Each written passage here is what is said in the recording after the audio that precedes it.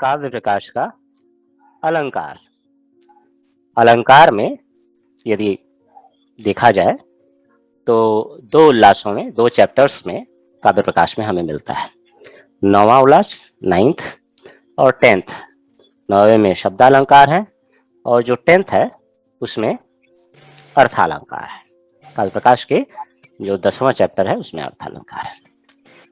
UPPCS के syllabus में ये सारे अलंकार 18 हैं, जिसमें से कुछ एक तो नवम उल्लास में हम लोग शब्दालंकार की स्थिति को पहले देखेंगे, उसके बाद अर्थालंकार। यह 18 अलंकार है, इन्हीं के स्वरूप में हम लोग देखने का प्रयास करेंगे। अनुप्रास, श्लेष, उपमा, ये हम देखने का प्रयास करेंगे।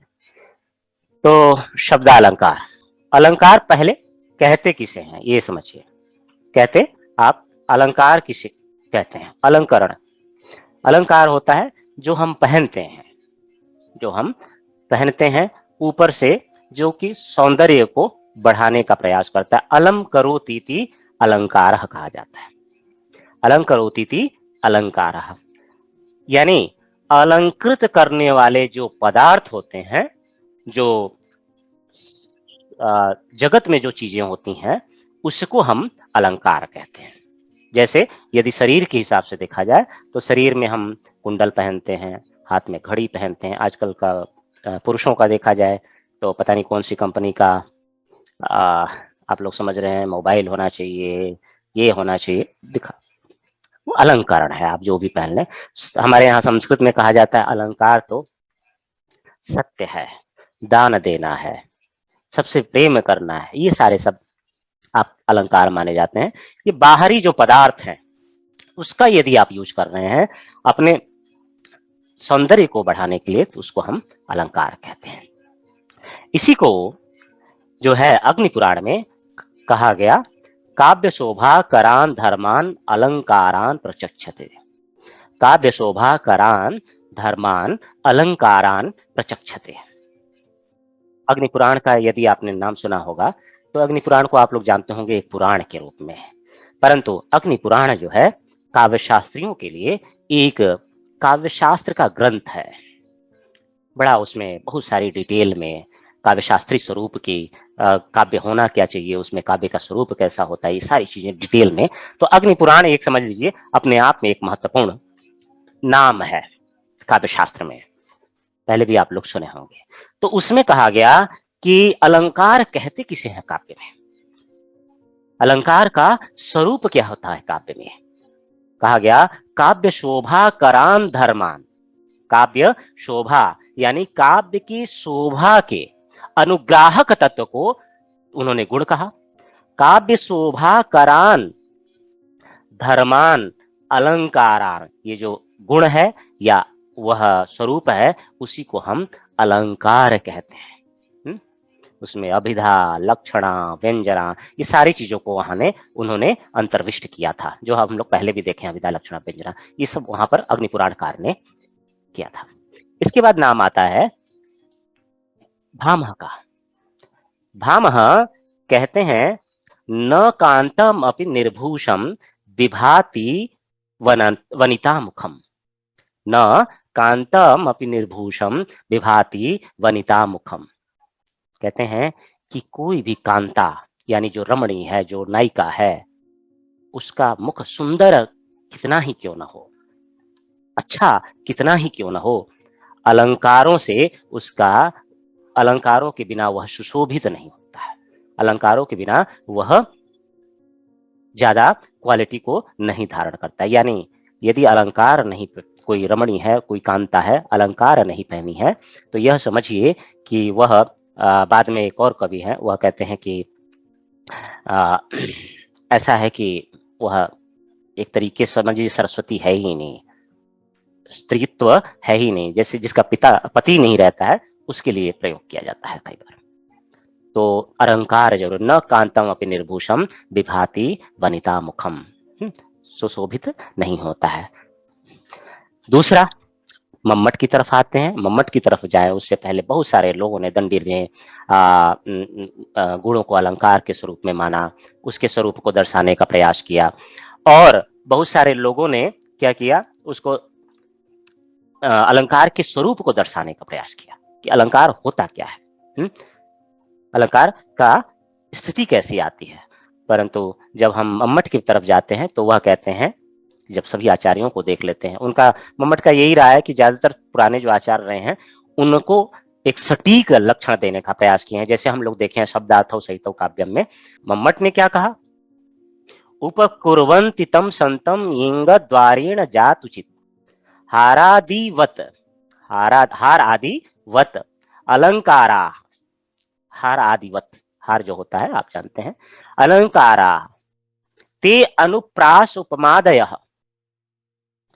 वे क्या होते हैं, ये हार आदि के समान होते हैं। और इसको अगर देखा जाए पूरे सेंटेंस के स्वरूप में तो कहते हैं कि मानव के शरीर के सौंदर्य को अभिवृद्धि करने वाला, क्या, केयूर, केयूर यानी जो हम पहनते हैं, जो अंगद होता है, अंग को में धारण किए रहते हैं, है ना, ऐसे शरीरभूत शब्द और अर्थ जो काव्य है, शब्द और अर्थ, इसकी सौंदर्य की अभिवृद्धि करने के लिए जब अनुप्रास आदि अलंकार होते हैं वह क्या होते हैं। तो इन्होंने क्या कहा कि जो अलंकार होते हैं वह दो प्रकार, हाँ ठीक है विवेक, ठीक है, तो जो अलंकार होते हैं वह दो प्रकार के, शब्दालंकार और अर्थालंकार, शब्दालंकार और अर्थालंकार। शब्दालंकार जो स्वरूप होता है उसके लिए उन्होंने दर्शाया कि जो शब्दालंकार होते हैं वह शब्द को लेकर के अलंकरण किए जाते हैं। शब्द को लेकर के अलंकरण क्या होता है, जब शब्दों में चमत्कार हो, जब कोई शब्द कहा जाए और उसमें आपको आनंद आए, जब कोई शब्द की स्थिति हो और उसमें जब आपको आनंद आने लगे, हम लोग आगे देखेंगे एक एक उदाहरण वाइज देखने का प्रयास करेंगे, तो फिर वह जो आनंद आता है उसको हम शब्द में, अर्थ में नहीं, उसके अर्थ में जाना अलग मुद्दा है, मगर शब्द में ही आपको आनंद आने लगे। हम लोग आगे उदाहरण एक एक करके देखने लगेंगे। जैसे यद शब्देश शब्दत्वे यद अलंकार सत्ता, यद शब्दा भावे यद अलंकार भाव, ये भी अपने आप में एक क्वालिटी है, सौंदर्य है, शब्द का सौंदर्य है। तो कहते हैं इसी को शब्दालंकार को 6 भागों में डिवाइड किया गया। आगे शब्दालंकार जो होते हैं वह 6 भागों में है। ये जो शब्दालंकार का भाग है, इसके शब्दालंकार के 6 भागों को दर्शाया गया, वक्रोक्ति, अनुप्रास, यमक, श्लेष, चित्र और पुनरुक्त वक्त। शब्दालंकार वक्रोक्ति, अनुप्रास, यमक, श्लेष, चित्र और पुनरुक्त वक्त। किसने कहा, ये मम्मट ने नहीं कहा है, उन्हीं के एक टीकाकार रहे हैं, काव्य प्रकाश के ही एक टीकाकार थे, उनका नाम सोमेश्वर, मेरे ख्याल से सोमेश्वर दत्त थे। सोमेश्वर ने इसको बताया था कि ये जो कारिका है उन्होंने लिखा था, वक्रोक्तिरप्यनस्प्राशौ यमकम श्लेष चित्रके पुनरक्त वदवा भाषा शब्दालंकृत यस्तु षट्, 6 होते हैं। यह शब्दालंकार 6 प्रकार के इसके भेद होते हैं। ठीक है, ठीक है जी सर। चलिए, तो वक्रोक्ति जो है हमारे सिलेबस में नहीं है, हम वक्रोक्ति में न जाकर के डायरेक्ट हम लोग कहाँ चल रहे हैं, अनुप्रास में। ठीक है, अनुप्रास के लिए कहा गया वर्ण साम्यम अनुप्रासः, वर्ण की समानता, वर्णों की जब समानता होती है तो उसको हम अनुप्रास कहते हैं, अनुप्रास अलंकार कहते हैं। ये लक्षण है, आपको लिखना पड़ता है, याद रखिएगा। वर्ण साम्यम, वर्णों की समानता क्या होती है, अनुप्रास। आपके बुकलेट में दिया गया है, मटेरियल में दिया गया है। तात्पर्य क्या है इसकी, अगर व्याख्या को देखा जाए तो कहते हैं स्वरों की जो विसदृशता होती है, असमानता होती है स्वरों की, उसके होने पर भी व्यंजनों की समानता, स्वरों की भी समानता, व्यंजनों की समानता। स्वर अलग अलग हो सकते हैं मगर व्यंजन एक होंगे, स्वर अलग हो सकते हैं परंतु व्यंजन एक होंगे या कई बार यूज किए जाएंगे, उसको हम अनुप्रास कहते हैं। यहां पर वर्ण सामान्य मतलब स्वर का समानता नहीं, व्यंजन की समानता। नॉर्मली व्यंजन की समानता। तो अब इसका मतलब आप समझ रहे हैं, वर्ण साम्यम अनुप्रासः, स्वर नहीं, व्यंजन की बात हो रही है। मेरी बात समझ रहे हैं? व्यंजन यदि बदल बदल करके आए तो वह क्या होगा? तो इसके दो रूप हैं, एक है छेकानुप्रास और एक है वृत्त्यनुप्रास। छेकानुप्रास में क्या होता है, जो अनेक व्यंजन होते हैं एक बार अलग अलग यूज किए जाते हैं। जैसे देखिए, ततो अरुण परिस्पंद मंदीकृत वपुः शशि। ततो अरि अरुण परिस्पंद मंदीकृत वपुः शशि। अब देखिएगा, आधा न और द दो बार यूज हुआ है। जो अंध है, जो अंध है वह दो बार मंदी में और स्पंद में हुआ है कि नहीं? जी मगर स्वर जी अलग सर। अलग है। मंदी में जो ई है, बड़ी ई है, और अंध में अ है, जो दीर्घ आप सुने होंगे। ठीक है। अनेकस्य व्यंजनस्य सकृत एकवारं सादृश्यम छेकानुप्रासः भवति। क्या? अनेक जो व्यंजन होते हैं उनका एक बार, सकृत का मतलब होता है एक बार, सादृश्य छेकानुप्रास होता है। एक बार जब आए तो वह क्या है, यहाँ पे इंद जो है आप दो बार देख सकते हैं। और कोई है दो बार? हुँ? और कोई है दो बार? सरता सरता कौन सा? पा ततो और शशि, सरपा भी। है ना? तो ये जो एक एक शब्द जब आए हुए हैं कई बार, अनेक, तो इनको क्या कहेंगे? इनको क्या कहेंगे? छेकानुप्रास। छेकानुप्रास। ततो अरुण परिस्पंद मंदीकृत वपुः शशि दध्रे काम परीक्षाम कामिनी गंड पांडुताम। आपको इतना याद रखने, इतने से ही काम चल जाएगा, पहली लाइन लिख लेंगे, कोई दिक्कत नहीं है। क्या है? कहते हैं इसके बाद अरुण, ततः अरुण जो सूर्य के सारथी हैं, परिस्पंद मंदीकृत वपुः शशि, अरुण के परिस्कंद से, संचरण से क्या हुआ? चंद्रमा ने किसी काम से रति खिन्न कामिनी के कपोलों को पांडुता धारण कर ली। कितना सुंदर इन्होंने बताने का प्रयास किया। क्या कह रहे हैं कि जो अरुण है ना, सूर्य के जो सारथी हैं, वह सुबह में आए तो रात्रि में क्या हुआ, चंद्रमा अपनी कामनियों के साथ में था। अब जब यह आए तो उनके जो कपोल थे, जो कामनी थी, रति से जो खिन्न हो गई थी, उनको जो है को पीलापन आ गया, उनके चेहरे पर पीलापन आ गया। यानी रात्रि बीत चुकी, रात्रि भर जो है रति का स्वरूप की स्थिति रही। ऐसे शब्दों में जो है जब व्यंजनों का कई बार एक ही अर्थ में व्यंजनों का कई बार रिपीटेशन होता है सिंगल व्यंजन का, उसको हम क्या कहते हैं? छेकानुप्रास। छेकानुप्रास। छेका। समझ में आ गया? कोई ऐसा है?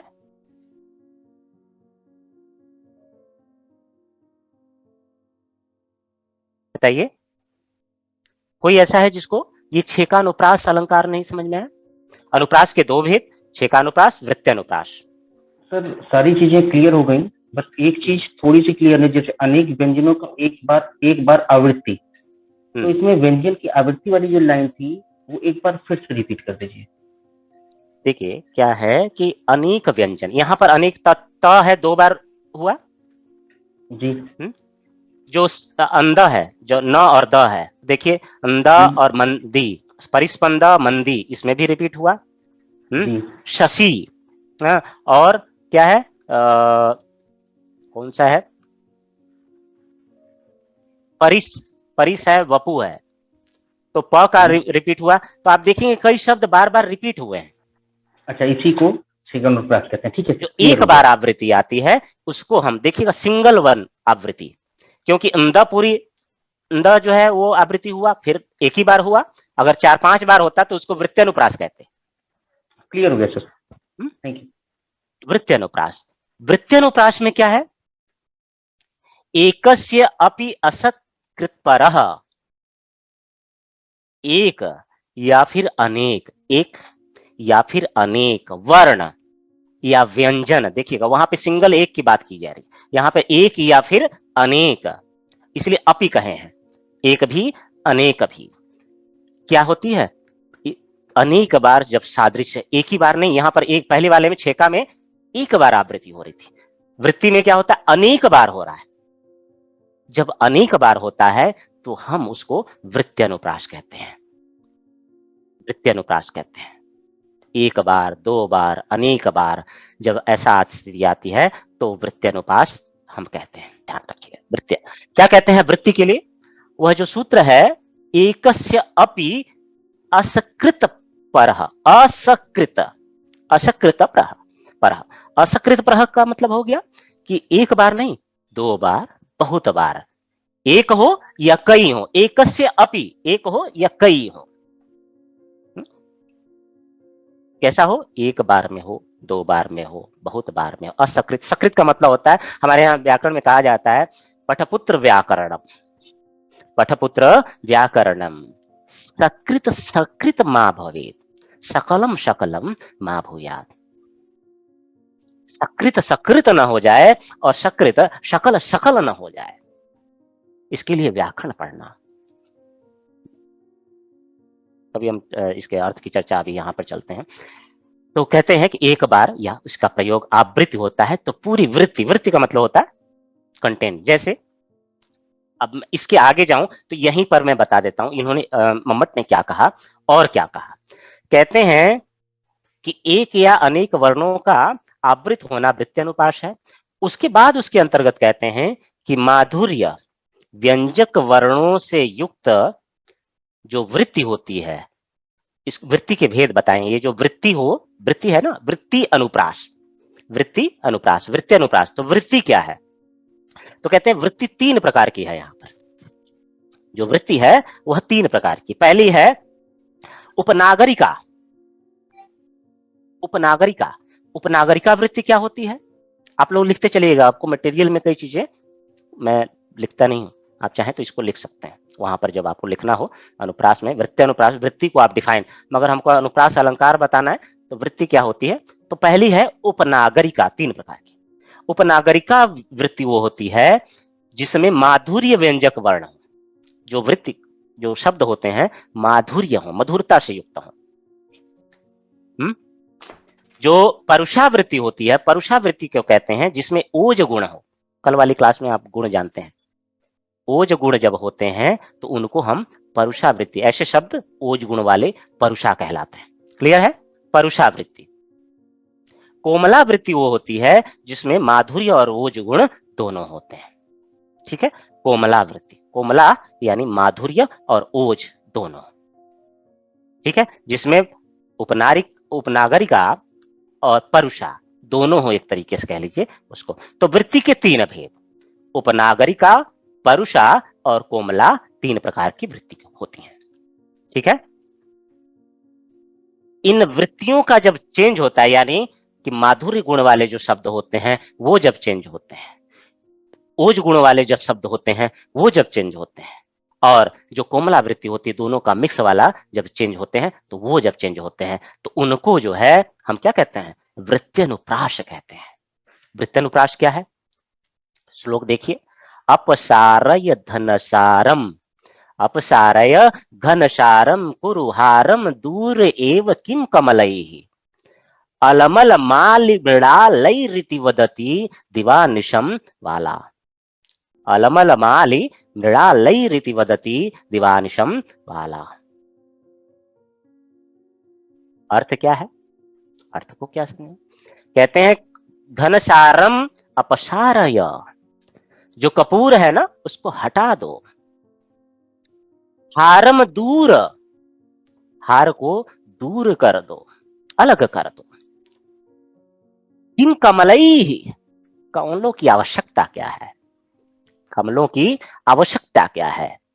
हे सखी, हे सखी अलमलमाली, हे सखी मृणालयी, मृणालों को रहने दो। और इस प्रकार जो बाला है रातों दिन कहती रहती है। जो नायिका है वह रातों दिन कहती है, प्रेम में पड़ी हुई है नायिका। तो यहाँ पर क्या है, कोमलावृत्ति र और ल, देखेंगे र और ल की आवृत्ति है, कोमलावृत्ति की स्वरूप को दर्शाया गया है। कोमलावृत्ति में र और ल, र जो है थोड़ा सा ओज स्वरूप होता है और जो ल होता है वह माधुर्य स्वरूप होता है। तो आप देखेंगे अपसारय घनसारम कुरुहारम, है ना, कमलई अलमल मालिक नृणालई, है ना, समझ में आया।